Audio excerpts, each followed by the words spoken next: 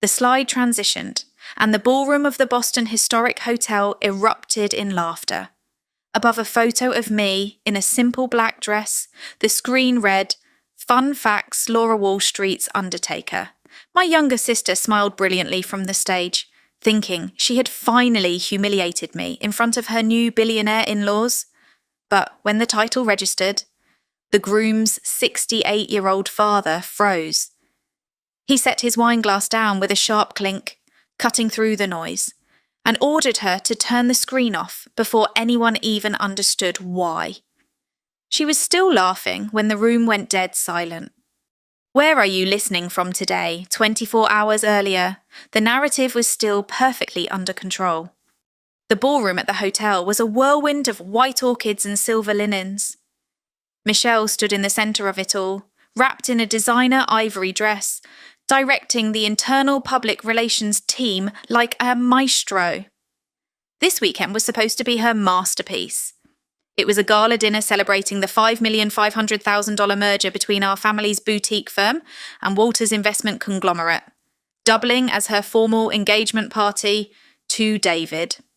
I stood near the entrance, holding my worn leather briefcase. I wore the same simple black dress I always wore to corporate functions.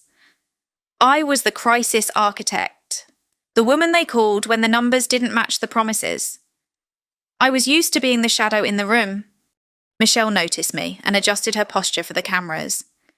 She was leaning hard into the resilient mother narrative for the merger's press release.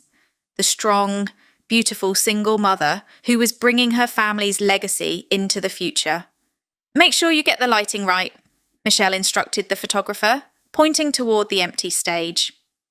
"David and I need to look unified. Family first." She didn't use the word family to mean me. She used it as a branding term, a keyword for Walter's corporate synergy deck. I watched her pose. She was incredibly good at this. Sandra had trained her well. Since we were children, Sandra had taught Michelle that perception was more valuable than reality. If you looked successful, if you smiled brightly enough, someone else would quietly handle the mess behind the scenes. For 7 years, that someone had been me.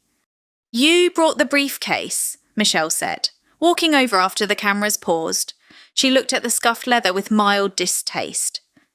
"Laura, please tell me you're not planning to review balance sheets during the champagne toast." "Just a habit," I said. My voice was level. I didn't tighten my grip on the handle. "Well, try to look happy," she whispered, her smile completely disconnected from the coldness in her eyes. "This merger is securing our future. Don't cast a shadow over it with your usual gloom. We need Walter to see a perfect, functional family." I looked at my younger sister. I looked at the extravagant floral arrangements paid for by an account she didn't actually understand. She thought this weekend was a coronation. She thought she had secured a $5,500,000 lifeline by simply marrying a billionaire's son and smiling for the press. She didn't know how financial structures actually worked. She didn't understand the difference between public relations and legal reality. "I'll stay entirely out of your way," I said softly. "Good," Michelle said, turning her back to me to greet another coordinator. "Just blend in." I walked toward the back of the room. I felt the comforting weight of the briefcase against my leg. Inside were the documents that proved exactly who owned the foundation she was standing on. She wanted me to blend in. She wanted me silent. I knew how to wait. The evening of the gala arrived with a suffocating kind of perfection. 300 guests filled the room. The clinking of crystal and the low murmur of high net worth networking created a steady, overwhelming hum. I navigated through the crowd, holding a glass of sparkling water, observing the architecture of the event. That was when I saw him. Noah was 7 years old. He was sitting alone at a small, undecorated table tucked behind a massive marble pillar near the kitchen entrance. The lighting here was dim. The waitstaff rushed past him, completely ignoring his presence. My chest tightened, but I kept my face entirely neutral. I walked over and sat down beside him. Noah had mild autism. He was brilliant, quiet, and easily overwhelmed by sharp noises. Michelle had spent the last 3 months feeding the media stories about her dedication to him, weaving him into her public identity. Yet, here he was, hidden away like a stain on a white carpet. "Aunt Laura," he whispered, looking down at his empty plates. He was wearing a small tuxedo that looked stiff and uncomfortable. "Hey, buddy," I said softly. "Mom said this is a special quiet table," he murmured, his small fingers tracing the edge of the tablecloth. "She told the magazine people it was a sensory-friendly arrangement." I looked at the table. There was no support staff. There were no special accommodations. There was no easy exit to a quiet room. It was just a blind spot, a place where the cameras wouldn't capture a neurodivergent child covering his ears, ruining the aesthetic of a flawless corporate merger. He looked up at me, his eyes wide and anxious. "Aunt Laura, if I sit still, will Mom let me be in the family photo?" The question felt like a physical blow. It wasn't violence, but it was a profound, quiet cruelty. I didn't cry. I didn't let my anger surface. Emotional reactions are useless currencies. I reached into my bag and pulled out a pair of high-quality, noise-cancelling headphones.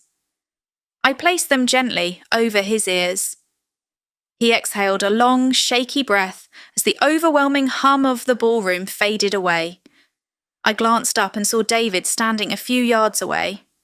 The groom, the man who was supposed to be stepping into a father figure role. He was watching us. He saw Noah hidden behind the pillar. He saw the isolation. For a brief second, our eyes met. He looked uncomfortable, shifting his weight. Then, David turned away. He walked back toward the flashing cameras and the centre stage where Michelle was holding court. He chose the illusion over the reality. He chose silence to protect the perfect merger couple narrative. I adjusted Noah's headphones. He leaned slightly against my arm. I realised then that my sister hadn't just manipulated a business deal. She had commodified her own child's vulnerability while simultaneously erasing him from the room. Sandra walked by, saw us, and quickly looked the other way. The pattern of the women in my family was clear. Hide the truth. Protect the image. I stayed beside him. I stayed with Noah for nearly an hour, acting as a human shield between his quiet world and the chaos of the ballroom. I had placed my worn leather briefcase on the empty chair beside us. At 7:45 in the evening, Noah reached out and traced his finger over a faint circular emblem embossed on the leather. It was faded from years of use, barely visible in the dim light behind the pillar. "That's the same stamp Grandpa had," Noah said, his voice muffled slightly by the headphones, but clear. I looked at him, my heart steadying into a slow, deliberate rhythm. "What stamp?"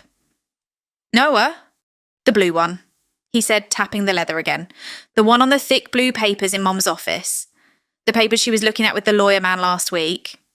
My mind processed the information with the absolute clarity of a crisis architect. The blue papers. The irrevocable trust documents. The very documents Michelle had zero legal right to possess, let alone review with outside counsel. Noah wasn't a genius hacker breaking into mainframes. He was just a highly observant child who noticed patterns others ignored. He noticed a stamp. My father had established that trust specifically to prevent the family business from being liquidated or absorbed by reckless ambition. I was 28 when he died, and he had quietly made me the trust protector. It was a failsafe, a legal deadbolt. Michelle didn't know I possessed the original tamper-evident audit trail of those files. If she was reviewing copies with a lawyer, she was looking for a way to override me. She was trying to secure the $5,500,000 merger by pretending she had full executive control. I looked at the briefcase. Inside were the notarized board minutes and the e-signature certificates. Documents that proved Michelle was selling a house she didn't hold the deed to. You have a very good memory. Noah? I said quietly. Mom was mad at the papers, he added softly. She said they were ruining her deal. I didn't react outwardly. The puzzle pieces clicked together, locking into a flawless, unbreakable grid. Michelle wasn't just marrying David for love.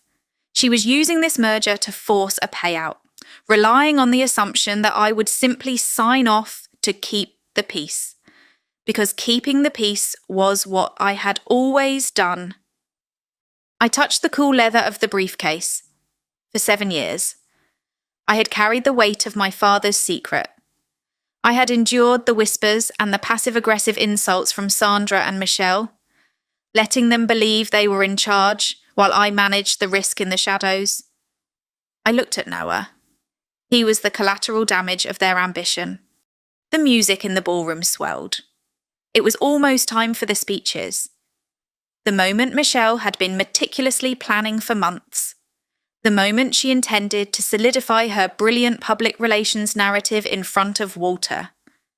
I picked up the briefcase. To understand why I held the briefcase without opening it for 7 years, you have to understand the day I acquired it. I was 28 years old. It was raining, a relentless, freezing Boston drizzle. We were standing by my father's graveside. Michelle was 21, clinging to Sandra, both of them weeping loudly, performing their grief for the extended family and the corporate partners in attendance. I stood a few feet away, holding a black umbrella. I didn't shed a single tear. I didn't break down. Extended relatives whispered about how cold I was, how detached. Sandra had looked at me with a mixture of disappointment and relief. She had told my aunt that I was the strong one, that I didn't feel things the way Michelle did. They didn't know the truth. They didn't know that 3 hours before the funeral, I had been in a windowless lawyer's office, staring at a mountain of toxic debt my father had hidden to keep the company afloat. He had made a series of desperate, catastrophic investments. The boutique firm was weeks away from total insolvency. If it collapsed, Sandra would lose the house, and Michelle would have to drop out of her expensive university. My father had left me the irrevocable trust, naming me the trust protector. It wasn't a gift, it was a shackle. It was a desperate plea for me to fix the mess without letting the family know they were ruined. So, I didn't cry at the funeral. You cannot cry when you are mentally restructuring liabilities. You cannot grieve when you are calculating how many assets you have to liquidate to cover payroll. I absorbed the label of the cold daughter because it was the armour I needed to survive. For 7 years, I managed the trust. I quietly absorbed the blame when budgets were tight. I let Sandra and Michelle believe they were wealthy, while I worked 80-hour weeks to rebuild the foundation they were dancing on. Psychologists call it learned helplessness. You accept the pain because you believe it is the only way to keep everyone else safe. You accept the role of the villain in their story because it's easier than forcing them to face their own incompetence. I had let myself become an emotional punching bag to honour a dead man's wish. I had normalised their cruelty, categorising it as an acceptable operating cost. But as I stood in the ballroom, watching Noah isolated behind a pillar, that conditioning finally fractured. Protecting the family didn't mean protecting an illusion. It didn't mean allowing Michelle to commodify her child, or allowing Sandra to enable a monster. My father had asked me to save the family, but the family he imagined no longer existed. The ballroom lights dimmed, signalling the start of the presentations. The crowd directed its attention to the main stage. Michelle stepped up to the microphone, radiating synthetic warmth. I stepped into the light. Before we return to the silence of the ballroom, you need to understand the origin of the name on that screen. 7 years ago, the financial press did not call me a crisis architect. They called me the Undertaker. It was not meant as a compliment. It was a headline designed to sell financial magazines during a turbulent market quarter. When my father died, I inherited a labyrinth of toxic debt. He had built the family firm on a series of highly leveraged, catastrophic investments. The most horrifying discovery was not the debt itself, but whose money he had gambled with. He had quietly mismanaged a portfolio containing the retirement funds of over 3,200 blue-collar workers. If the firm went into standard bankruptcy, those pensions would have been completely wiped out. 3,200 families would have lost their futures so that Sandra and Michelle could keep their summer house and their country club memberships. I refused to let that happen. I locked myself in a windowless conference room for 4 months. I worked with federal auditors and forensic accountants. I made the brutal, mathematical decisions my father was too much of a coward to make. I liquidated our most prestigious divisions. I fired executives who were complicit in the negligence. I stripped the family firm down to its bare, unglamorous studs to ensure that every single pension account was fully insulated and refunded. The corporate executives I terminated went to the press. They painted me as a ruthless corporate raider, a cold-hearted daughter dismantling her beloved father's legacy for sport. They said I walked into boardrooms and buried companies alive. Thus, The Undertaker was born. I never corrected the public narrative. Explaining the truth would have required exposing my father's potential criminal fraud. It would have destroyed the family name completely. So, I took the blow. I absorbed the public hatred and the industry stigma. I let the media call me a monster because I knew the math was finally honest. I knew those 3,200 pensions were safe. Michelle had been 21 at the time. She had complained bitterly about the negative press affecting her social standing. She had completely ignored the fact that my silent manoeuvring was the only reason she still had a trust fund generating her monthly allowance. She didn't care about the mechanics of survival. She only cared about the aesthetic of it. She assumed I had ruined the company's reputation out of pure malice or sheer incompetence. She genuinely believed the nickname was a stain on my character, a dark secret to be mocked. She had no idea that I wore it like a hidden medal. She didn't comprehend that being an undertaker meant I knew exactly how to bury a rotting structure. I knew how to dig. The present reality of the gala rushed back in as Sandra approached me near the edge of the ballroom. The clinking of champagne glasses and the soft jazz from the string quartet filled the extravagant space. Sandra smelled of expensive jasmine perfume and anxiety. She wore a silver gown paid for by the very trust she continuously pretended not to understand. She touched my arm, her grip slightly too tight. "Laura," Sandra whispered, her eyes darting nervously toward the media pit. "I saw you sitting with Noah. You need to mingle. You look entirely too isolated over there." Noah was overwhelmed, I said, my voice perfectly level. He needed a quiet space that wasn't behind a catering pillar. Sandra waved her hand dismissively, an elegant gesture designed to brush away inconvenient truths. Michelle knows what's best for her son. This is a highly stressful evening for her. The merger announcement has to be flawless. Walter's people are watching everything we do. I looked at my mother. For years, I had operated under the assumption that Sandra was simply naive. I had believed she was a passive participant in the family dynamic, blindly following my father's lead and then blindly indulging Michelle's narcissism. But standing under the crystal chandeliers, observing the sharp, calculation in her eyes, the truth finally clarified. Sandra wasn't foolish. She was highly strategic. She knew exactly who was keeping this family afloat. She knew that I was the structural beam bearing the entire weight of the house. But instead of supporting the beam, she chose to continuously reinforce the fragile, decorative glass. "You are stronger than Michelle," Sandra murmured, leaning closer. It was the same sentence she had used to excuse a lifetime of unequal treatment. "You can handle the pressure. Michelle is delicate. She needs this marriage. She needs this merger to establish her own legacy. Just endure it for a little longer. A little compromise won't kill you. The psychology of it was breathtaking in its cruelty. Sandra demanded my sacrifice, not because she didn't value me, but because she valued her own comfort more. She weaponized my competence against me. She demanded that I shrink myself, that I accept the disrespect, simply because I had the capacity to survive it. It is a specific type of betrayal when a mother asks one child to bleed so the other can wear a crown. I looked at her silver dress. I thought about the sheer volume of legal documents I had signed to ensure she would never have to sell her home or alter her lifestyle.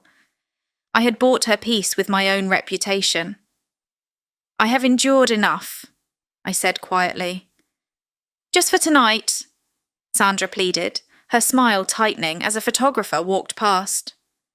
Don't be difficult, Laura. Not tonight. I didn't argue. I didn't raise my voice or attempt to make her understand the depth of her complicity. Arguing with Sandra was like pouring water into a bottomless well. It only drained your own resources. I simply stepped away from her touch. The music shifted. At 8:15 in the evening, I retreated to a quiet alcove adjacent to the main ballroom corridors. The ambient noise of the gala was a distant muffled vibration through the heavy oak doors. I leaned against the patterned wallpaper and pulled my phone from my clutch. I needed a moment of absolute clinical clarity before the presentation began. I logged into the secure banking portal. As the trust protector of the irrevocable trust, I had read-only access to the primary disbursement ledger.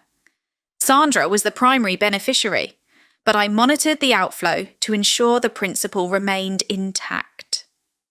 The screen illuminated my face with a harsh, blue light. I scrolled past the routine maintenance costs of the estate and focused on the recent transaction history. 3 weeks ago, Sandra had authorised a wire transfer of $15,000 to a boutique public relations firm. The memo line read, Family Image Management, Engagement Preparation. 2 weeks ago, there was another transfer for $12,000 to a luxury bridal stylist. The memo line read, Event Wardrobe Consultation. I continued scrolling, my breathing slowing down to a methodical, almost non-existent pace. I opened the pending administrative folder. This was where invoices waited for final processing or secondary review. There, sitting in the digital queue, was an invoice from the Boston Pediatric Behavioral Center. It was a bill for Noah's specialized autism therapy and occupational support sessions. The total amount was $850.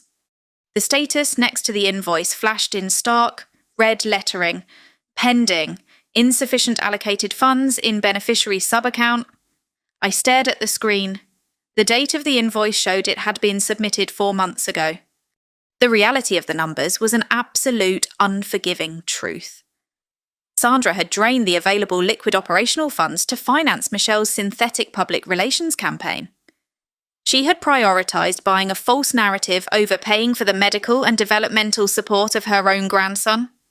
They had spent $27,000 to convince Walter and the media that Michelle was a dedicated, resilient mother. Meanwhile, they had ignored an $800 medical bill, leaving Noah to sit behind a marble pillar in a sensory overloading environment without proper therapeutic support. This was not just financial mismanagement. This was systemic, calculated abuse disguised as high society elegance. I had spent my entire adult life protecting this trust. I had assumed that providing financial security would ultimately allow my family to heal and support one another. I had believed that if I absorbed the stress, they would find their humanity. The digital ledger proved me wrong. Money does not create morality. It simply amplifies the character of the person spending it. By continuing to manage the trust in silence, I wasn't protecting my family. I was funding their toxicity. I was enabling the exact mechanisms that were currently harming an innocent 7-year-old boy. I locked my phone and slid it back into my bag. The cold fury inside me crystallized into something pure, bright, and completely unshakable. The era of my silence was over. I walked back in. The ballroom lights began to dim, a clear signal that the evening was shifting from social hour to the formal corporate program. Waitstaff moved swiftly, clearing the salad plates and pouring fresh champagne for the upcoming toasts. I stood near the back of the room, my hand resting lightly on the handle of my briefcase. I watched Michelle glide toward the stairs leading to the main stage, checking her reflection in the mirrored pillar one last time. Sandra materialized beside me again. Her presence felt frantic, a sharp contrast to the slow, steady rhythm of my own pulse. "Laura," Sandra said, her voice dropping to an urgent, hushed tone. Michelle was about to speak. They are going to run the slideshow presentation. The PR team put together a charming segment about the family history. I kept my eyes on the stage. I am aware. She might make a few jokes, Sandra continued, her fingers twisting the fabric of her expensive silver clutch. You know how she is. She likes to keep the audience entertained. It builds rapport with Walter's board members. What kind of jokes? Mom, I asked. My voice lacked any inflection. It was the tone I used when reviewing a hostile deposition. Sandra hesitated. The hesitation was a full confession. Just playful sibling rivalry. A little self-deprecating humour for the family. It makes us look grounded and relatable. Please. Laura, I am begging you, do not react, do not cause a scene. She was asking me to brace for impact. She knew Michelle had prepared something humiliating, and her instinct was to rush to the victim and demand compliance, rather than stop the aggressor. It is her night, Laura, Sandra whispered, her eyes pleading with me to maintain the status quo. This merger is everything. Do not ruin it because of your pride. I looked at my mother. I saw the decades of compromise etched into the corners of her eyes. I saw the desperate, clawing need to keep the surface polished, regardless of how much rot existed underneath. My pride, I repeated softly. Just smile, Sandra urged, patting my arm one final time before hurrying away toward her designated seat at the front. Just let it pass. Just let it pass. The mantra of my entire existence within this family. I watched Sandra take her seat next to Walter. I watched David smiling nervously, completely unaware of the structural integrity of the contract he was about to sign. I looked at the dark corner where Noah was still sitting alone, wearing the headphones I had given him. The invisible chain that had bound me to this family's dysfunction finally, definitively, snapped. I didn't feel a sudden rush of adrenaline. I didn't feel the heat of rage. I felt a profound, absolute stillness. The kind of stillness that occurs right before a controlled demolition. The heavy velvet curtains were drawn back. The spotlight hit the centre of the stage. Michelle stepped up to the acrylic podium, holding a wireless microphone, glowing with the anticipation of her own performance. The presentation began. Michelle tapped the microphone. The soft feedback echoed through the historic ballroom, commanding the attention of all 300 guests. Thank you all for being here, Michelle began, her voice dripping with practiced warmth. Merging two great companies is really about merging two families. And to understand our family, you have to understand our history. She clicked the presentation remote. The massive LED screen behind her transitioned from the corporate logos to a segment titled Fun Facts About the Family. The crowd chuckled warmly as baby photos of Michelle and David flashed across the screen, accompanied by light-hearted anecdotes about their childhoods. It was textbook public relations. Charming, humanizing, safe. Then she clicked the remote again. A stark, corporate headshot of me appeared on the screen. The text beneath it was bold and unmistakable. Fun facts: Laura Wall Street's undertaker. A ripple of laughter moved through the room. It was the kind of laughter that executives produce when they think they are in on an exclusive, slightly mean-spirited industry joke. Michelle leaned into the podium, her smile widening. Now, many of you know my brilliant older sister, Laura. We are so different. I build relationships. And well, Laura has a reputation in the financial sector. They call her the undertaker, because whatever company she walks into, she buries more laughter. David looked down at his shoes. Sandra offered a tight, supportive smile to the crowd. Michelle was riding the wave of the room's attention, perfectly executing her humiliation ritual. I sat perfectly still. I didn't flush. I didn't break eye contact with the stage. At the head table, Walter lowered his wine glass. The sound of the crystal hitting the table was surprisingly sharp, cutting through the fading laughter. Walter pushed his chair back slowly and stood up. He did not look at Michelle. He did not look at the screen. He looked directly across the ballroom at me. "No," Walter said. He didn't shout. He didn't use a microphone. But the acoustic authority in his voice was absolute. The room went completely, terrifyingly silent. Michelle blinked, her smile freezing in place. "Walter, it's just a joke about her old consulting days." Walter turned his gaze slowly toward the stage. The warmth of the prospective father-in-law vanished, replaced entirely by the cold calculation of a self-made billionaire who despised incompetence. "She didn't bury companies," Walter said, his voice carrying clearly to every corner of the room. "She buried the fraudulent balance sheets that were designed to destroy them." Michelle gripped the edges of the podium. "I don't understand."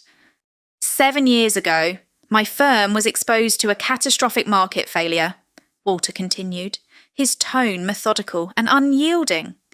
"We were heavily invested in a portfolio that was internally rotting.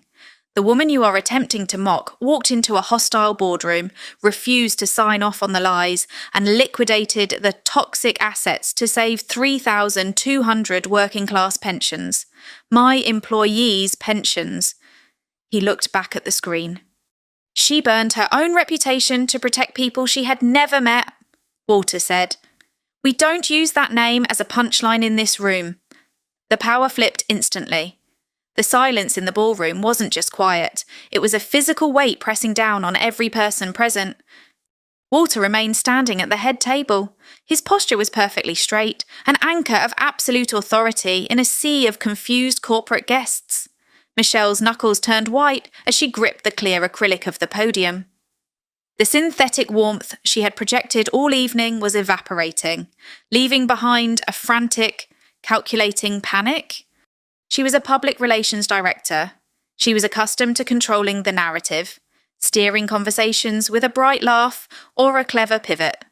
But she was entirely unequipped to handle a forensic cross-examination from a man who valued data over charm. "Walter, I think there is a misunderstanding," Michelle said, her voice adopting a placating, defensive pitch.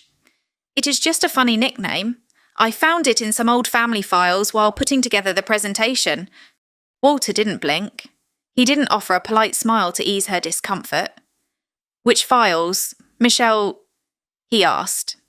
The question was a scalpel. It was precise, clean, and designed to expose the infection underneath.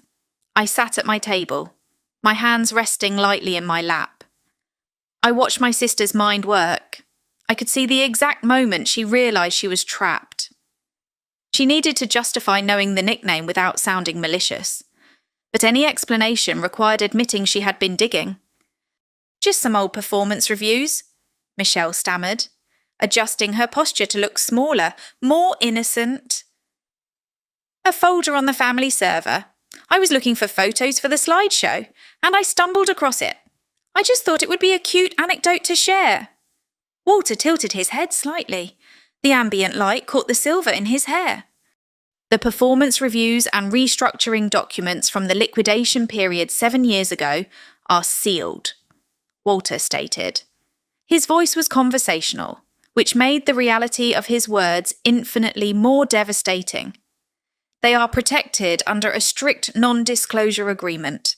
They are not stored in a general family photo archive. Michelle's face lost all of its colour.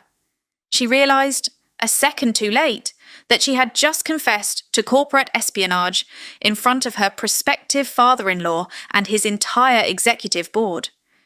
She had bypassed internal security protocols to dig up dirt for a party trick.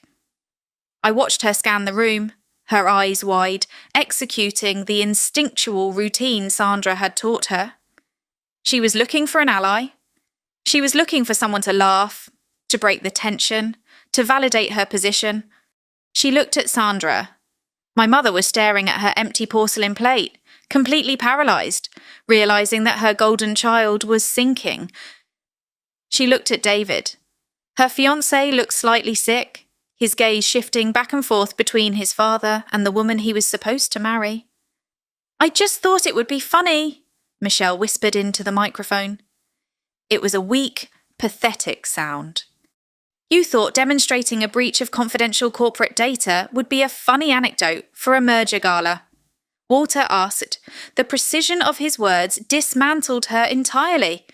Michelle opened her mouth, but she had absolutely no answer. The trap had closed.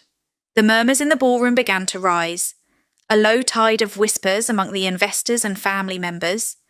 Michelle stood frozen behind the podium, her perfectly curated image cracking under the weight of her own admission. She looked desperately toward the audio-visual technician sitting at a soundboard near the stage. "Just turn the screen off," she hissed, forgetting to cover the microphone. The command echoed through the speakers, sharp and panicked. I decided it was time to intervene. I didn't raise my voice. I didn't stand up dramatically or storm the stage. I simply turned my head toward the technician. "Please leave the screen on," I said. My voice was calm, carrying the measured cadence I used when presenting audit findings to a hostile board. "And if you wouldn't mind, could you exit the full screen mode and right-click on the presentation file?" The technician, a young man looking entirely out of his depth, hesitated. He looked at Michelle, then at Walter, and finally at me. My instruction was clear, specific, and completely devoid of emotion. He placed his hand on the mouse. "Laura, stop," Michelle ordered, her voice trembling. "This is my engagement party. Could you select Properties and display the Details tab on the main screen?" I continued, ignoring my sister completely. The technician clicked the mouse. The large image of my face and the Undertaker nickname shrank, replaced by a grey, utilitarian system window. It was the metadata panel for the slideshow file. Digital files contain histories. Michelle, I explained to the silent room, they carry an absolute record of their creation and modification. They do not care about public relations. I pointed toward the screen. The text was large enough for the first few rows to read clearly. "If you look at the last modified timestamp," I said quietly, "you will see that this specific slide was not a spontaneous addition. It was edited at 2:14 in the morning, just 2 days ago. And if you look at the author field, it was saved under the user account belonging to the Director of Communications." The room absorbed the information. The data stripped away any remaining pretense that this was an innocent mistake or a momentary lapse in judgment. The metadata proved that Michelle had stayed awake in the middle of the night, methodically designing a slide specifically to humiliate me in front of hundreds of people. It was premeditated, calculated cruelty, stamped with a digital signature. Sandra put a hand over her mouth. David stared at the screen, his expression morphing from confusion into a deep, unsettling realization. He was looking at his future wife and seeing a stranger. "You didn't stumble across a nickname," I said, my gaze finally locking onto Michelle. You engineered a humiliation ritual, assuming that the crowd would validate your cruelty with laughter. You relied on my silence to make it work. I paused, letting the reality of the digital footprint settle over the ballroom. Metadata doesn't lie, I stated simply. And tonight, neither will I. Michelle stepped back from the podium as if the acrylic had suddenly caught fire. She had built her entire career on managing perceptions, but she had fundamentally misunderstood the power of absolute truth. The silence in the ballroom had shifted. It was no longer the shocked quiet of an interrupted party. It was the tense, breathless silence of a corporate execution. I stood up from my chair. I picked up my worn leather briefcase from the table. I didn't move toward the stage. I simply stood in my place, perfectly grounded, holding the weight of the reality they had all chosen to ignore for 7 years. This entire evening is based on a fundamental misrepresentation, I said. My voice was steady, carrying effortlessly across the room. We are gathered here to celebrate a $5,500,000 capital injection into a family firm. A merger that is largely predicated on the assumption that Michelle and Sandra hold executive control over the assets. I looked at David. I assume you signed a prenuptial agreement based on the financial disclosures provided by my sister. David swallowed hard and gave a slight, rigid nod. I turned my attention back to the room, and specifically to Walter. The disclosures were fraudulent. My sister is attempting to sell a house she does not hold the deed to. Michelle gripped the edge of her dress.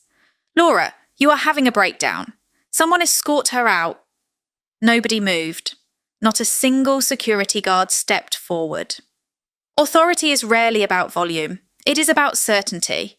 I possessed absolute certainty. 7 years ago, when our father left this firm on the brink of catastrophic insolvency, he did not leave the controlling shares to Sandra or Michelle, I explained, placing the briefcase on the table and snapping the brass latches open. He placed the core assets, the voting rights, and the intellectual property into an irrevocable trust.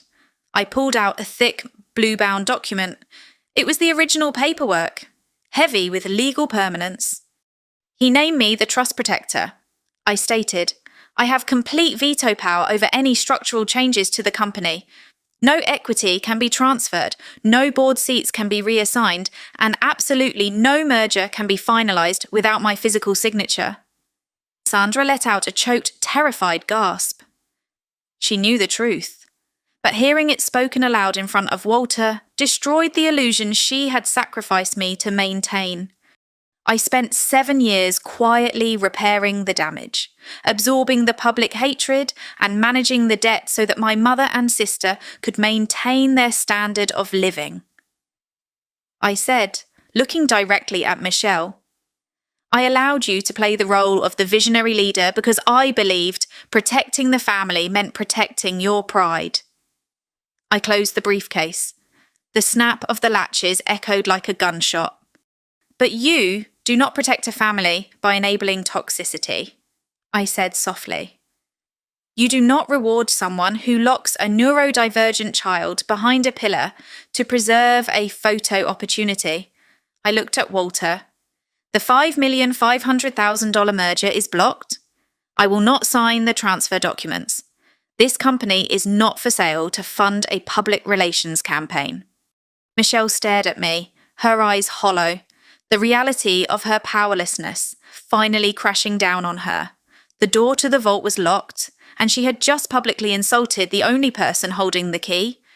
The gala ended exactly the way a carefully constructed lie always ends, in fragments. Walter quietly instructed his security team to clear the room, stating that the merger required further internal review. The guests filed out in a hurried, awkward mass. I didn't stay for the post-mortem.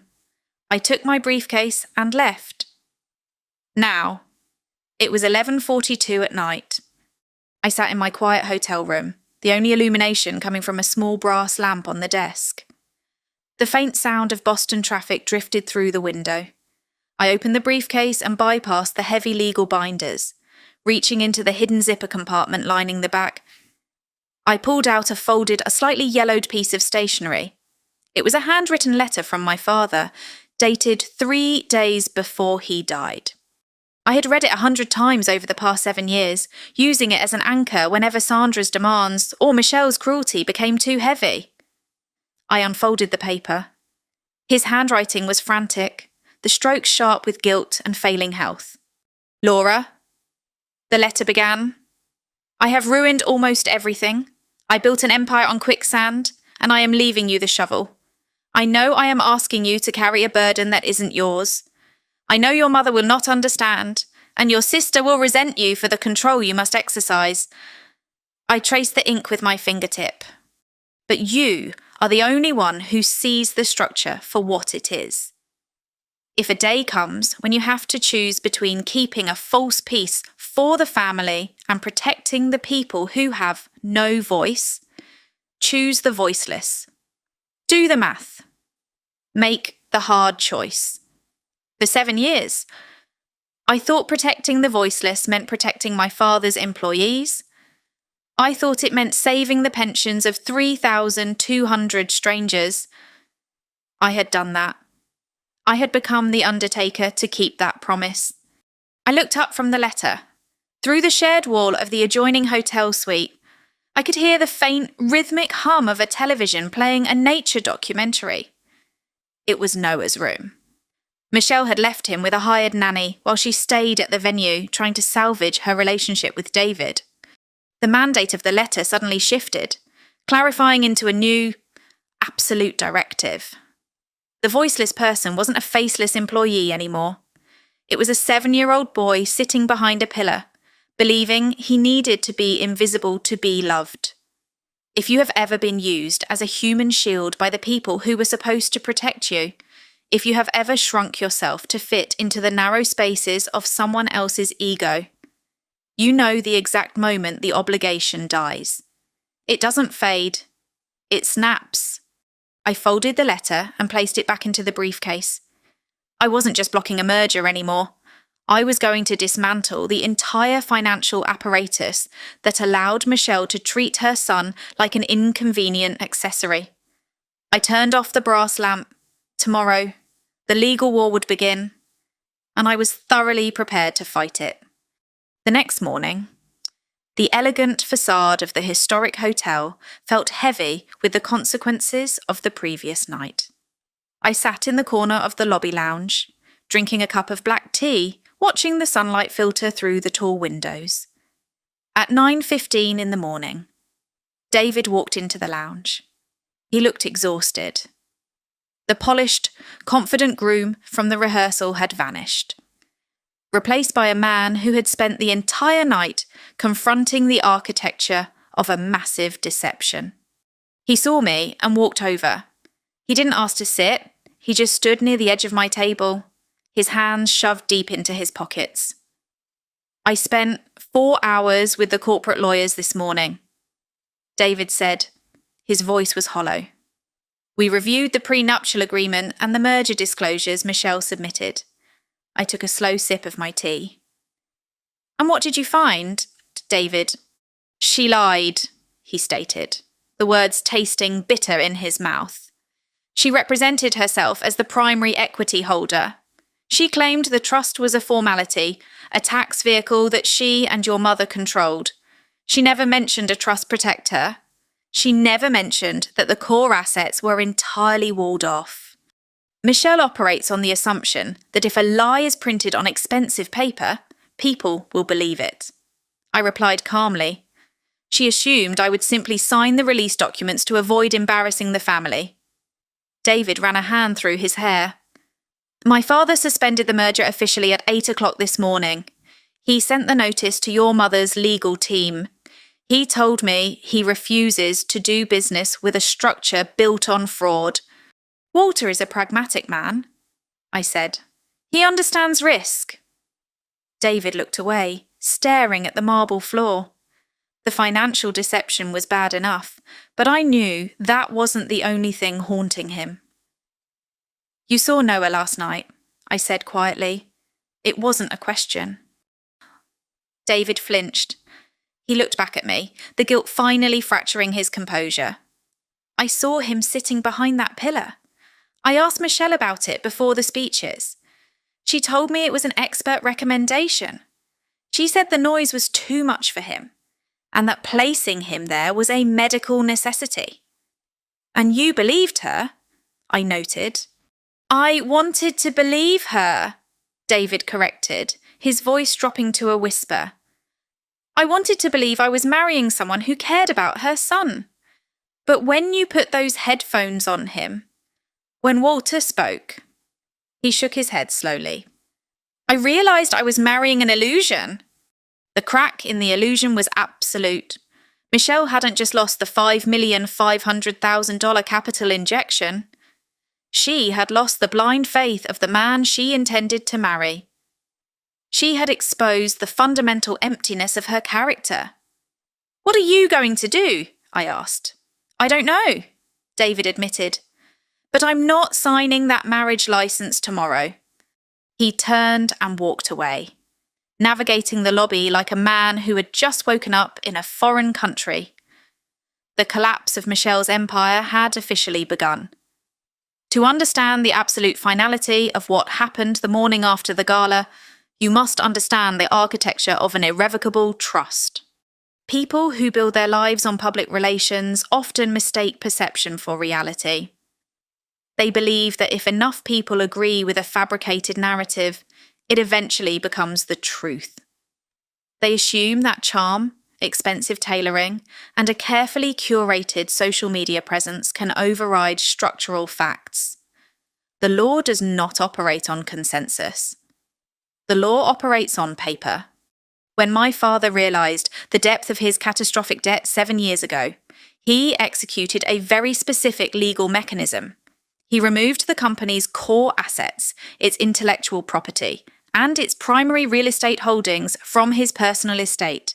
He transferred them into an irrevocable trust.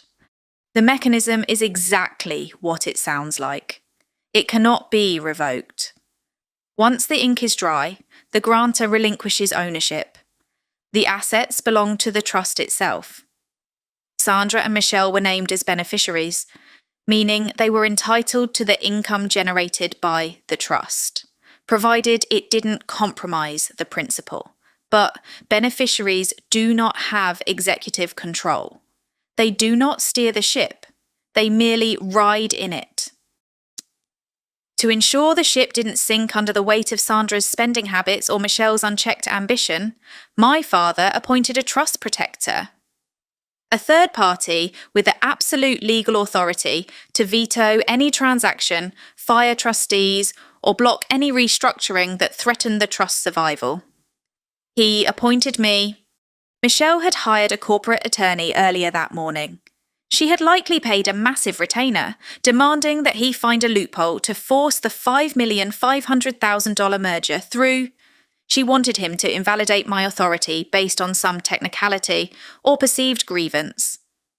What her expensive attorney would have been forced to explain to her was the cold, unyielding reality of process. A notarized board minute is a fortress. An e-signature certificate attached to a trust document verified by a federal audit is not a suggestion. It is a locked vault. You cannot charm an audit trail. You cannot manipulate a digital timestamp. For 7 years, I had quietly managed the administrative burden of that vault. I had reviewed the quarterly reports, approved the operational budgets, and silently absorbed the resentment of 2 women who believed my financial discipline was a personal attack against them. I had allowed them to pretend they were the owners, because the illusion kept the family relatively quiet. Now, the illusion was dead. I sat in my home office, watching the rain hit the glass. My phone rang. It was an incoming call from Michelle's newly retained counsel, requesting an emergency meeting at their downtown firm. They wanted to discuss an amicable resolution to the merger crisis. They thought they were inviting me to a negotiation. They didn't realise they were simply arriving for the autopsy. I picked up my worn leather briefcase. I walked out the door. The conference room was on the 42nd floor of a sleek glass-panelled building in the financial district. It was designed to intimidate: high ceilings, cold marble, and a massive mahogany table that stretched across the room like a battlefield. I arrived exactly on time. I did not wear a power suit. I wore my standard black dress and carried my scuffed briefcase. The seating arrangement was an immediate declaration of war. Michelle sat at the centre of the table, flanked by her high-priced corporate attorney on her left. Sandra sat on her right, nervously clutching a designer handbag. They had positioned themselves as a unified front, a wall of aggrieved victims prepared to demand their rightful inheritance. To my mild surprise, Walter was already in the room. He sat in a corner chair near the window, slightly removed from the main table. He had no legal obligation to be there. The merger was suspended, but he was observing the mechanics of the collapse. I took the single chair on the opposite side of the mahogany table. I placed my briefcase in front of me and folded my hands. "Laura," the attorney began. He had a smooth, patronising voice designed to de-escalate hysterical family members. "Thank you for coming. We are here to address the unfortunate misunderstandings that occurred last night. Michelle is deeply invested in family harmony, and we want to find a pathway to close this merger efficiently." I didn't speak. I simply looked at him. "The current ownership structure is complex," the attorney continued, shifting slightly under my gaze. "But Michelle has been the public face and the de facto operational head of this company for years. Blocking this capital injection would be a breach of fiduciary duty to the beneficiaries. We are prepared to offer you a generous buyout of your protector status." "I am not an employee counsellor," I said. My voice was quiet, bouncing off the glass walls. "You cannot buy me out of a legal obligation to manage risk." Michelle leaned forward, her eyes narrowing. The polished PR mask was slipping, revealing the raw, frantic desperation underneath. "You are doing this to punish me," she snapped. "You humiliated me in front of David's family, and now you are trying to destroy my future." "I am doing exactly what the trust requires," I replied. "You are jealous," Michelle hissed. "You have always been jealous of me. You sit in your dark little office crunching numbers while I actually build something. I brought Walter to the table. I secured the $5 million. You're just trying to steal the credit." Sandra reached out and covered Michelle's hand. "Laura, please. She has worked so hard for this wedding. Don't be vindictive." I looked at my mother. I looked at the daughter she had trained to prioritise image over substance. They had rehearsed this. They believed that if they threw enough emotional accusations across the table, I would eventually retreat to avoid the conflict. I unlatched my briefcase. The sharp, metallic click silenced the room. "Let's discuss what Michelle has built," I said. I opened the briefcase and pulled out 2 distinct stacks of paper. I placed them deliberately on the polished mahogany surface. "As the trust protector, my primary duty is to ensure the funds are not squandered on fraudulent or toxic investments," I explained. I slid the first stack of paper across the table toward the attorney. "This," I said, "is a copy of the public relations proposal Michelle commissioned 3 weeks ago. It is titled The Resilient Mother Narrative. If you have ever watched someone build a lie out of someone else's pain, you know exactly how cold the air in that room became." Michelle's lawyer frowned, glancing down at the document. Walter shifted in his chair by the window, his attention suddenly razor-sharp. "The proposal outlines a comprehensive media strategy." I continued smoothly. "It details how to leverage the image of Michelle's neurodivergent son, Noah, to create a sympathetic, heroic profile for the upcoming merger press releases. The build cost for this image consultation, including styling and expedited media placement, was $27,000, paid for directly from the trust's operational account." Michelle's face turned the colour of ash.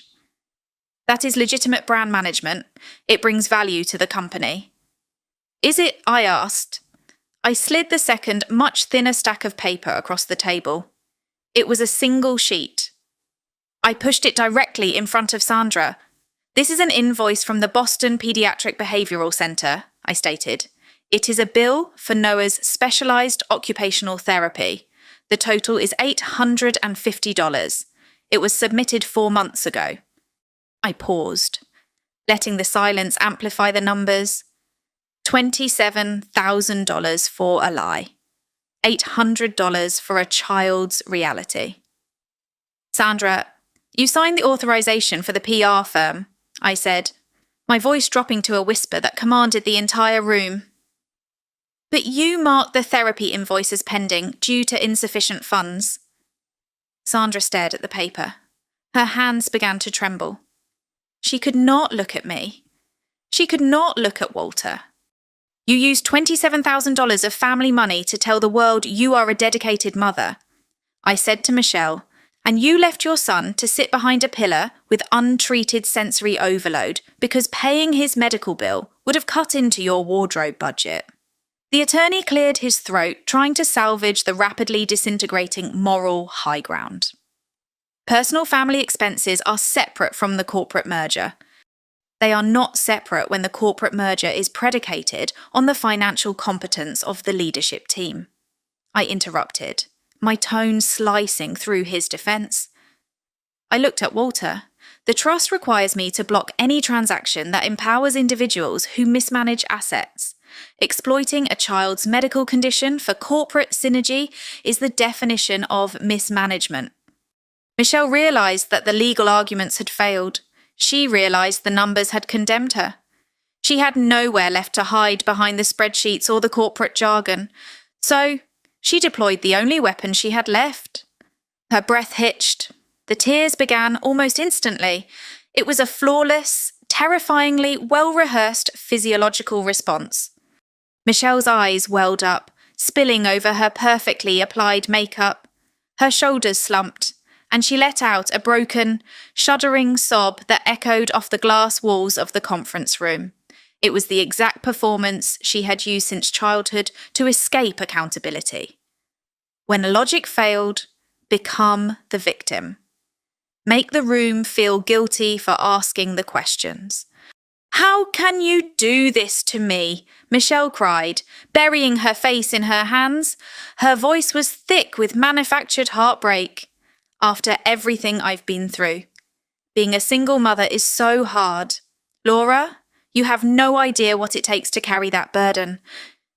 The attorney looked profoundly uncomfortable, caught between his billing hours and a family melodrama he couldn't litigate. Sandra immediately snapped into her designated role. She stood up, wrapping her arms around Michelle's shaking shoulders, glaring at me across the mahogany table. Look at what you're doing to your sister, Sandra hissed, her voice trembling with genuine indignation. She is trying her best. She made a mistake with an invoice. Laura, are you really going to destroy her entire life over an administrative error? I watched them. I didn't feel a flicker of empathy. I watched the performance with the detached precision of a surgeon examining a tumour. You have always hated her, Sandra continued, her pitch rising, desperate to change the narrative from financial abuse to sibling rivalry. You resented her because she was outgoing, because she found David. You've been sitting in the dark for 7 years, just waiting for an opportunity to ruin her happiness. Michelle looked up, her face streaked with tears, pointing a trembling finger at me. You want me to lose everything. You want Walter to pull the investment. You want David to leave me. You are trying to steal my life because you don't have one of your own. The room was saturated with their hysteria. The noise was designed to drown out the facts. It was designed to make me angry, to make me yell back, to drag me into the mud so we would both look irrational. If I raised my voice, the attorney could claim I was acting out of emotional instability, validating their narrative. I didn't take the bait. I didn't defend my personal life. I didn't argue against the accusations of jealousy. I waited. I let them exhaust their ammunition. I let the crying echo in the large glass room until it began to sound hollow and performative. Walter sat silently in his corner chair, watching me. He was waiting to see if the undertaker would break under the pressure of family guilt. He was waiting to see if I would let the tears wash away the ledger. When Michelle's sobs finally reduced to strategic sniffles, I leaned slightly forward. "Are you finished?" I asked. Michelle froze. The final remnants of her fake tears evaporated, replaced by a sudden, stark confusion. She had fired her heaviest emotional artillery, and it hadn't left a single dent in my composure. I kept my voice perfectly level. The acoustic dominance of absolute calm is always louder than hysteria. "I am not jealous of you, Michelle," I said. The words were measured, carrying no malice, only clinical observation. "I do not want your life. I do not want a relationship built on a fraudulent prenuptial agreement, and I certainly do not want a public image constructed by neglecting a vulnerable child." Sandra opened her mouth to interrupt, but I held up a single finger. The micro gesture was so authoritative that she snapped her jaw shut. "You claim I am trying to steal everything from you." I continued, my gaze locking onto my sister. "That implies you actually owned something to begin with." I tapped the blue binder containing the irrevocable trust. "You do not own this firm. You do not control the voting shares. You do not possess the authority to negotiate a $5,500,000 merger. You have spent 7 years playing the role of an executive while I silently managed the liabilities that kept the lights on." I didn't raise my voice. I didn't need to. The truth was performing the execution for me. "I didn't take anything from you, Michelle," I said, delivering the final, devastating reality check. "I simply stopped pretending that it was ever yours." The silence that followed was suffocating. The sheer, freezing weight of the statement crushed the remaining air out of her lungs. Michelle stared at me, her mouth slightly parted. The realization hit her with the force of a physical blow. Her entire identity, her wealth, her status, it was all a mirage that I had been funding, and I had just turned off the power. Sandra slowly sank back into her chair. Her hands were shaking violently now. The shield of denial she had carried for years was shattered. She couldn't protect her golden child from the mathematics of her own actions. The corporate attorney quietly closed his legal pad. He recognized a terminal case when he saw one. There was no loophole. There was no negotiation. From the corner of the room, Walter stood up. He buttoned his suit jacket with slow, deliberate precision. "The merger is officially terminated," Walter announced. His voice held no sympathy, only a profound respect for the boundaries I had just drawn. Michelle whipped her head around, pure panic setting in. "Walter, please, we can restructure. We can fix the paperwork." "I do not do business with people who forge their foundations," Walter interrupted coldly. He looked at me, a silent nod of acknowledgement passing between us. "Good day, Laura." He walked out of the glass room. I picked up my briefcase. I didn't offer a goodbye. I didn't look back at the wreckage of their ambition. The heavy glass door clicked shut behind me. I stepped out of the heavy glass doors of the conference room and walked toward the bank of elevators. The marble corridor was entirely silent. As I reached out to press the call button, a shadow shifted near the corner window. Walter was standing there, his hands loosely clasped behind his back, looking out over the Boston skyline. He didn't look like an investor who had just lost a major corporate acquisition. He looked like a strategist who had just identified a far more valuable asset. "I meant exactly what I said in that room," Walter said, turning his head slightly to address me. "The corporate merger with your sister's public relations division is dead. I have zero interest in absorbing a company built on a foundation of ethical liabilities and financial smoke. I turned to face him, keeping my posture relaxed but attentive. I understand perfectly. It is the correct mathematical decision. Walter nodded slowly. However, my firm had earmarked $5,500,000 for a strategic allocation this quarter. That capital is still liquid, and my board still requires a designated deployment. I studied his expression. There was no pity in his eyes, nor was there any paternalistic warmth. There was only the sharp, validating recognition of a peer. He had watched me dismantle a hostile room without raising my voice, and he understood the exact caliber of crisis management I brought to the table. I am not seeking a new employer. I stated simply, I am not offering you a job, Laura. Walter replied. He stepped closer, lowering his voice to a level that demanded total focus. I am proposing a structured pivot of the capital. I am aware of the autistic boy. David mentioned him last night after the dinner imploded. He told me the boy requires specialised, intensive educational environments. I didn't blink. Noah requires consistency, and he requires isolation from Michelle's media narratives. Then we will build a fortress for him.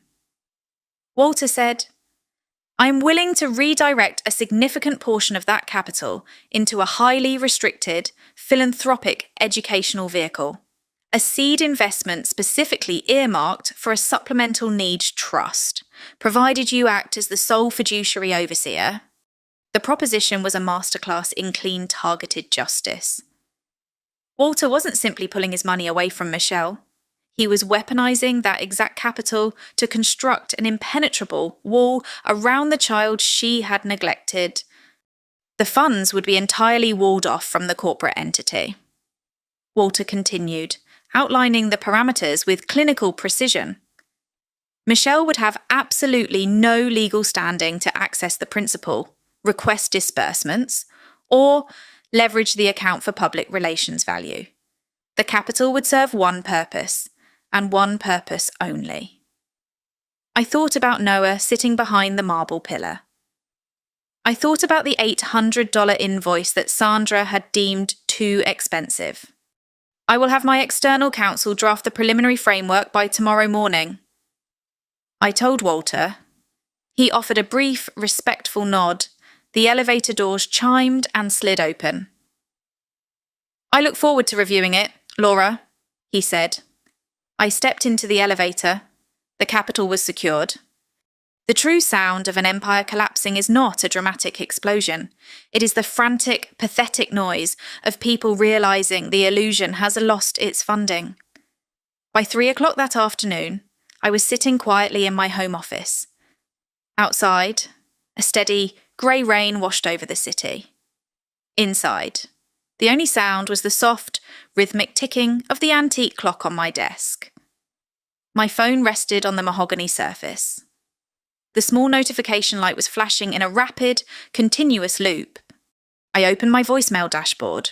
There were 14 new messages. 12 of them were from Sandra, 2 were from Michelle. I didn't answer them. I simply tapped the screen and allowed the audio to play on the speaker, listening to the autopsy of their ambition. Laura, please pick up. Sandra's voice echoed into the quiet room. The first message was breathless, laced with the sharp edge of panic. You cannot just walk out of the building. Michelle's lawyers are saying the merger is totally dead. David won't return her calls. You need to call Walter.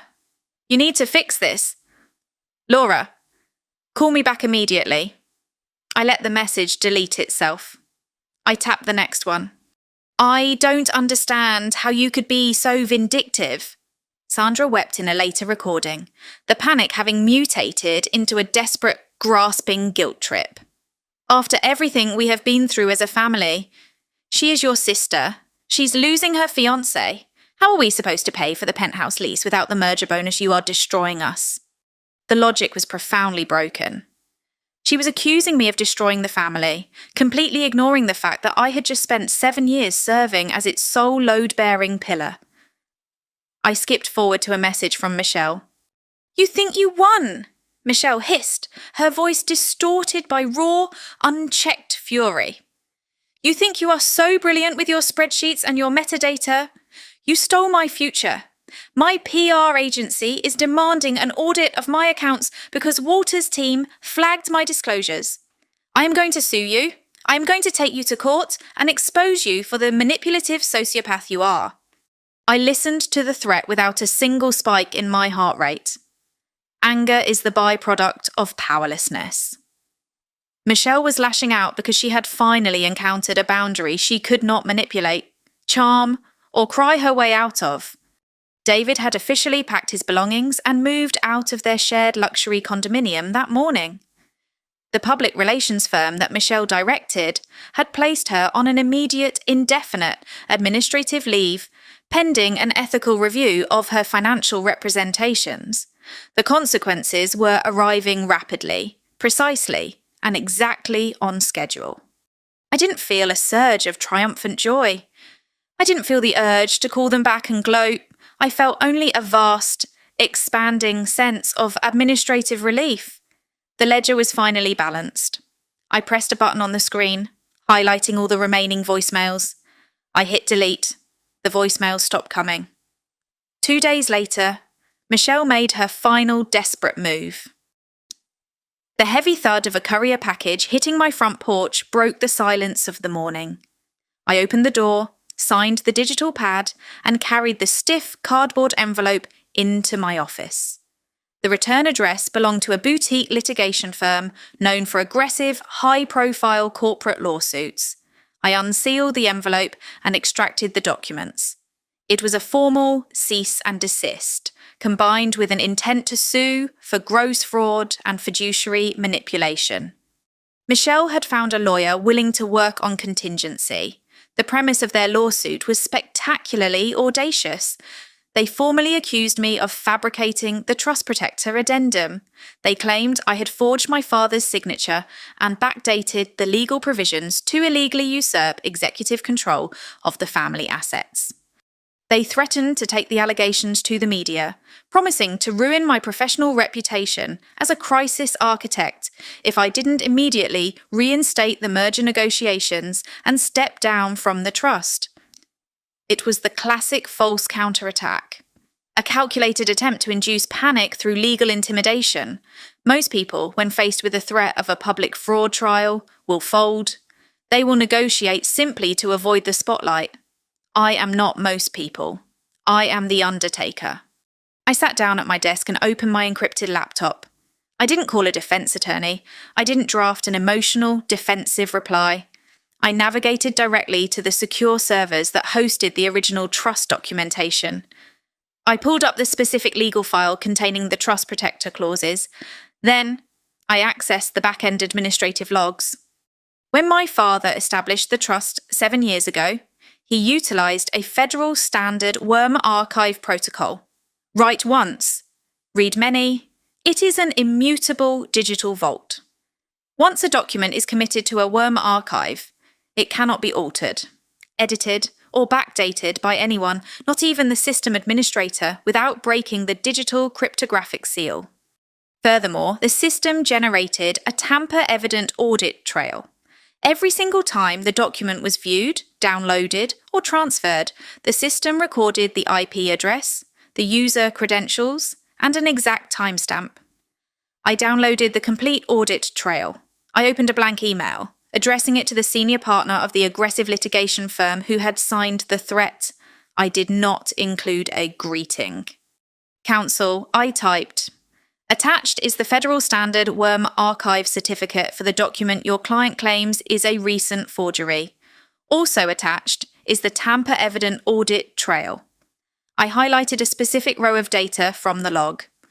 You will note on page 4 that your client, Michelle, accessed this specific archive, downloaded a high-resolution PDF of the Trust Protector addendum, and subsequently emailed it to her external public relations consultant exactly 6 months ago. I attached the files. You are currently threatening to sue me for forging a document that your own client downloaded long before this merger was ever proposed. If you proceed with this filing, I will immediately submit this audit trail to the State Bar Association for review of malicious prosecution. I hit send. 20 minutes later, the lawyer formally withdrew his representation. The lawsuit was dead. A month passed. The dust from the collapsed merger settled into a quiet, permanent reality. It was a Tuesday afternoon. The sky was a clear, brilliant blue. I parked my car in the visitor lot of a sprawling, heavily wooded campus located 30 miles outside of the city. There were no flashing cameras here. There were no press releases. It was a specialised, premier educational academy designed specifically for neurodivergent children. I walked into the administrative building and signed the visitor log.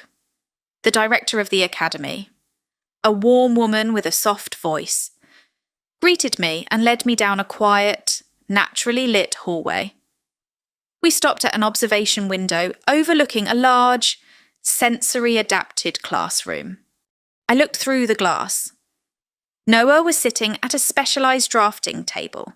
He wasn't wearing an uncomfortable tuxedo, and he wasn't hidden behind a marble pillar to preserve an aesthetic. He was wearing comfortable clothes, focused entirely on building an intricate, complex geometric structure out of wooden blocks. A trained occupational therapist sat nearby, offering quiet, patient support whenever he hesitated. Noah looked calm. The chronic anxious tension that used to vibrate in his small shoulders was completely gone. He is doing remarkably well, Laura, the director said softly, standing beside me. He is brilliant. He just needed an environment that understood his operational frequency, rather than an environment that punished him for it. He needed a foundation, I corrected quietly. I watched him place a wooden block with absolute precision. The legal mechanics behind this piece had been exhaustive but impenetrable. Working with Walter's legal team, we had fully established the Supplemental Needs Education Trust. The seed capital Walter provided had been locked into a highly restricted, heavily monitored financial vehicle. The trust was legally barricaded. The funds could only be dispersed directly to accredited medical providers, specialised educational institutions, and certified therapists. Michelle had zero access to the accounts. She could not withdraw a single dollar to cover her personal debts, nor could she leverage the trust to secure a loan. More importantly, the legal framework stripped her of the ability to use Noah's condition as a public relations tool. Her access to him was now strictly moderated by the educational and therapeutic guidelines established by the Trust's administrative board. I had not simply given Noah money. Money without structure is just a different kind of danger. I had given him a legal fortress. I had used the absolute, unyielding power of process to construct a wall between an innocent child and the mother who viewed him as an accessory. Noah looked up from his wooden blocks. He saw me through the observation window. He didn't wave wildly, but a small, genuine smile touched the corners of his mouth. I offered a small nod in return. I didn't need a public apology from Michelle. I didn't need the validation of the extended family members who had called me cold for 7 years. Watching this child build his geometric structures in absolute safety was the only catharsis I required. He finally had space. The rain returned on a Friday, casting a grey, muted light over my property. I lived in a quiet suburb, in a house defined by its expansive, climate-controlled greenhouse. I was standing at the stainless steel potting bench, carefully trimming the dead roots from a rare Phalaenopsis orchid. The repetitive, precise nature of the work grounded me. I heard the crunch of tyres on the gravel driveway. A few moments later, the heavy wooden door of the greenhouse creaked open. I didn't turn around immediately. I finished the incision on the root, sterilised my shears, and set them down on the metal table. When I finally turned, Sandra was standing in the doorway. She looked significantly older than she had at the gala. The designer silver dress had been replaced by a wrinkled trench coat.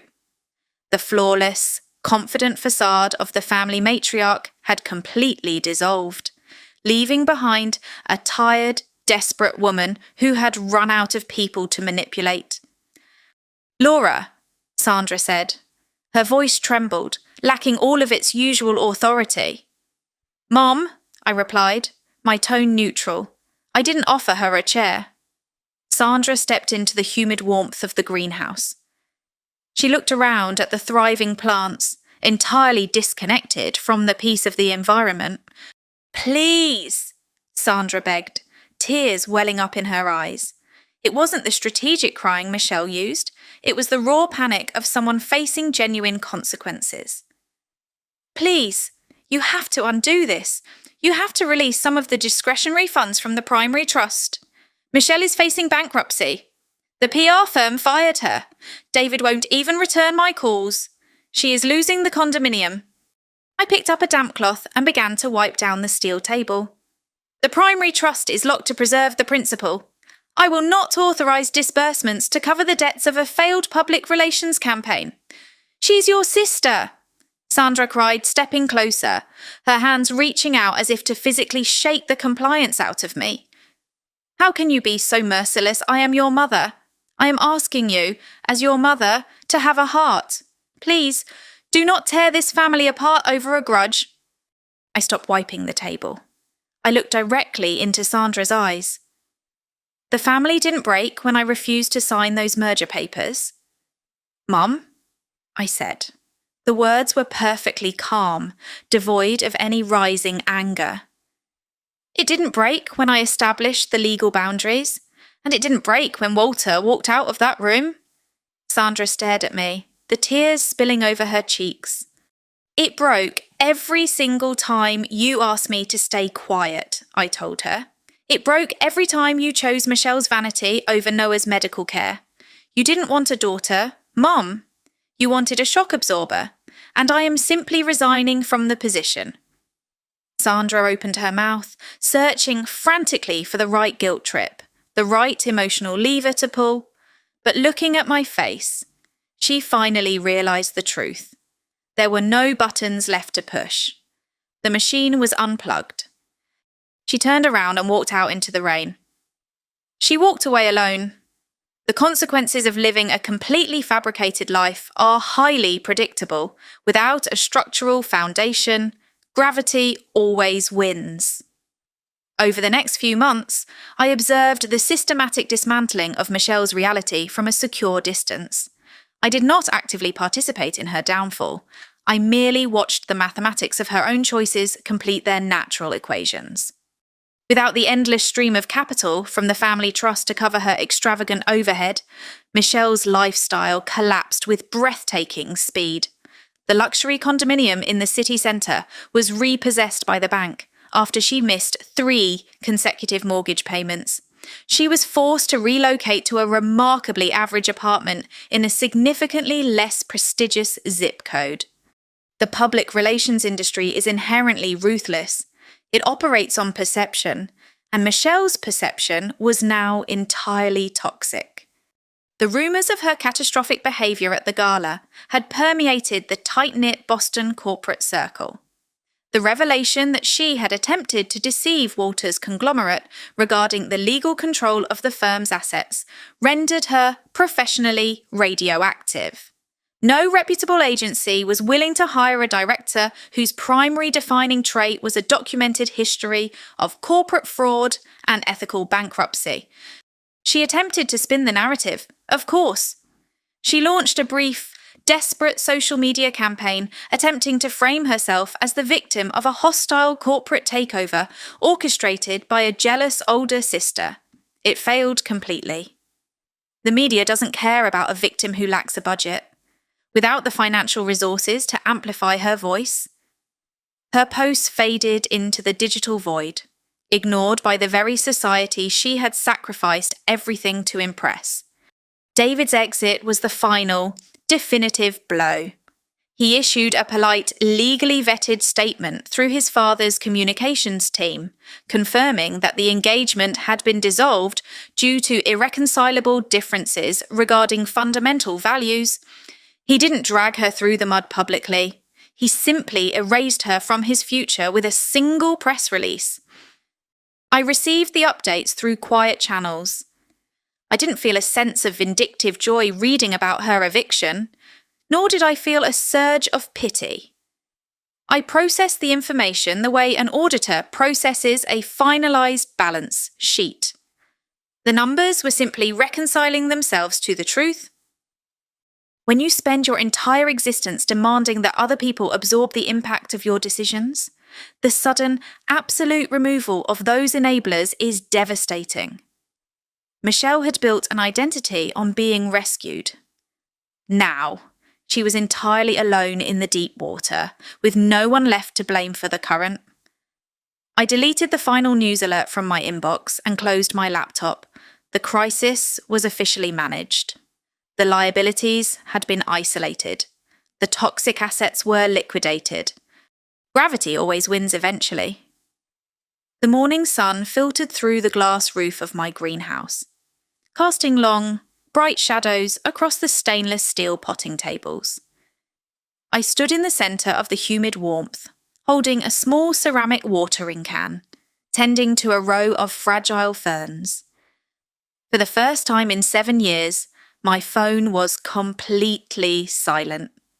There were no emergency alerts from the corporate bank accounts. There were no frantic text messages from Sandra demanding that I cover a sudden, inexplicable deficit.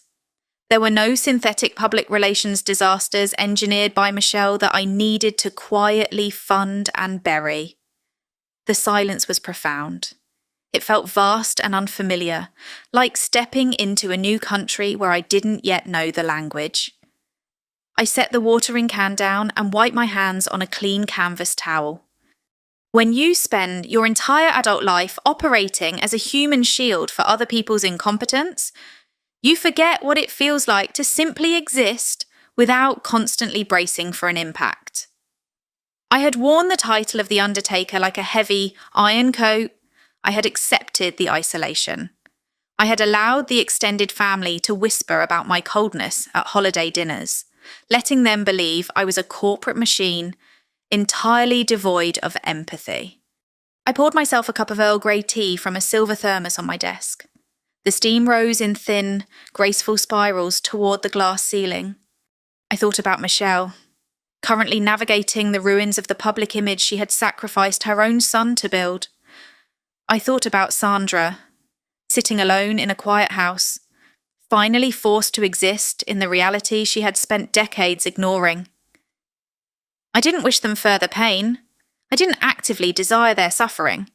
I simply recognized that their current circumstances were the direct, unavoidable mathematics of their own actions. The ledger was balanced. The accounts were closed.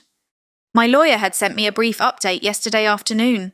The Supplemental Needs Education Trust was fully operational and permanently walled off from any external interference. Noah's tuition for the specialized academy was paid in full for the next decade. He was safe. He was learning how to navigate the world in an environment that celebrated his mind instead of hiding it behind a marble pillar. That was the only return on investment I ever truly cared about. I picked up my tea and walked toward the centre aisle of the greenhouse. Surrounded by the quiet, thriving life I had cultivated with my own hands. People in my former industry, and certainly the women in my family, will always view me as a villain. They will tell stories at dinner parties about the ruthless sister who sabotaged a $5,500,000 merger out of sheer, vindictive spite. They called me the architect of ruin. But the truth is much simpler. I didn't destroy my family. I didn't tear down their empire. I simply stopped using my own bones to prop up a building that was completely rotten from the foundation. If you have ever had to walk away from a toxic structure to save your own sanity, if you understand the quiet power of refusing to be a shield, share this story. The air was finally clean. I drank my tea,